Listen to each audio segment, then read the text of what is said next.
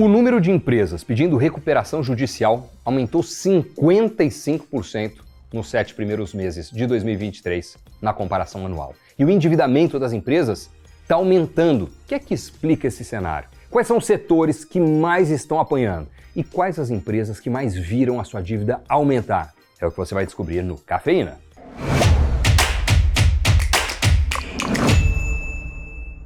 Olá, Cafeína! Tá no ar. A gente passou recentemente no Brasil por um ciclo de alta dos juros. O Banco Central jogou a Selic lá para cima para tentar controlar a inflação. Agora o BC já entrou no seu período de queda, mas para as mudanças serem sentidas no dia a dia vai um tempo. Olha o gráfico da Selic aí na tela, né? Subiu bem e agora começou a cair ali na ponta. Junto com isso, tem o setor público que não está ajudando. Gastos em forte crescimento, pouco interesse em corte de custos ou de aumento de eficiência e o foco na elevação de impostos para tentar fazer a conta fechar. A economia tem sentido os efeitos de tudo isso. E as empresas também. Todo esse cenário, misturando as ações da direção da economia e dos juros em patamares elevados, pesa também no custo financeiro das empresas. Várias companhias têm que emitir dívidas para conseguir operar os seus negócios. Elas pegam capital no mercado, com ele conseguem produzir seus produtos ou prestar os seus serviços, pagam o que devem e esperam terminar o dia com lucro. Só que os gastos com as dívidas foram lá para cima. Não fosse suficiente, as companhias viram ainda os seus faturamentos caírem, já que o crédito mais caro e a situação econômica ruim inibem o consumo. Aí você tem o combo de gastos financeiros maiores e menor faturamento. Uma receita para problemas. A gente teve já uma série de pedidos de recuperações judiciais, que é o que uma empresa faz quando não está conseguindo equilibrar suas contas. Elas chegam em um juiz, explicam que não estão dando conta e aí conseguem atrasar vários compromissos financeiros, ganhando algum respiro. Algumas conseguem, outras não. Nos 7 primeiros meses de 2023, segundo o Serasa, o número de pedidos de RJs, de recuperações judiciais, avançou 55,8% na base anual. A maior parte é de micro e pequenas empresas, até pelo volume proporcional. Naturalmente, existem mais micro e pequenas empresas no país do que empresas gigantescas. Mas já temos também algumas grandes fazendo parte dessa lista de empresas que pediram recuperação judicial. Tem analista dizendo até que a Via, atual Grupo Casas Bahia, periga ir por esse caminho. E o nosso time do Invest News fez um levantamento em parceria com o Investing e com o Trademap. Afinal de contas, quais são os setores e as empresas que mais viram suas dívidas crescer? No primeiro ponto, o Trademap avaliou quais setores mais viram suas dívidas brutas subirem entre 2022 e 2023. Ao se levar em conta todos eles, o crescimento foi de 9,5%, enquanto a inflação foi de 3,99% no mesmo período. Isso significa que a saúde financeira das empresas brasileiras se deteriorou de forma geral e numa velocidade maior do que a da inflação.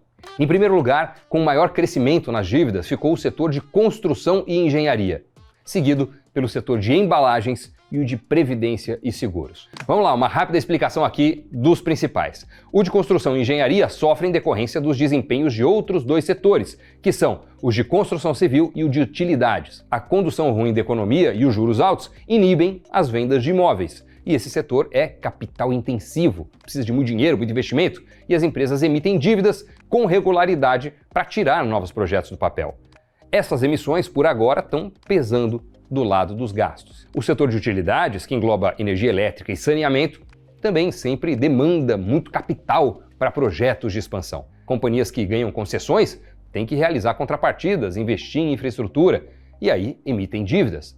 Ou, quando elas querem novos contratos, se endividam para conseguir fazer lances muitas vezes. Daí, sofrem em momentos de juros elevados. As companhias de energia elétrica viram suas dívidas brutas saírem de 360 bilhões para 425 bi um ano depois. No setor de saneamento, a dívida bruta cresceu 6,3 bi em um ano, para 40 bilhões de reais. Outros setores que vêm logo atrás na lista, a gente nem precisa falar, O de tecidos, vestuário e calçados e o de computadores acabam englobando o varejo e as causas do aumento da dívida são as mesmas: economia fraca, menor faturamento, juros elevados. Agora, olhando um pouco para as empresas, o Investing.com forneceu para a gente o nome das companhias mais alavancadas, ou seja, que tem maior relação da dívida com o EBITDA, uma espécie de lucro operacional. Ou seja, relação alta é igual preocupação.